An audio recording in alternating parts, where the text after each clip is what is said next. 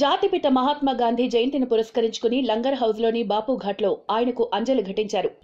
పలువురు ప్రముఖులు బాపుఘాట్లోని గాంధీ మహాత్ముని విగ్రహం వద్ద పుష్పగుచ్చాలుంచి నివాళులర్పించారు. గవర్నర్ నరసింహన్, తెలంగాణ సీఎం కేసీఆర్, కేంద్ర మంత్రి బండారు దత్తాత్రేయ, రాష్ట్ర మంత్రులు నాయని నరసింహారెడ్డి, కడియం శ్రీహరి, తలసాని శ్రీనివాస్ యాదవ్, శాసన మండలి chairman Swamy Goud, GHMC commissioner Janardhan Reddy, నగర పోలీస్ కమిషనర్ మహేందర్ రెడ్డి, పలువురు ప్రజాప్రతినిధులు మహాత్మునికి అంజలి ఘటించిన వారిలో ఉన్నారు.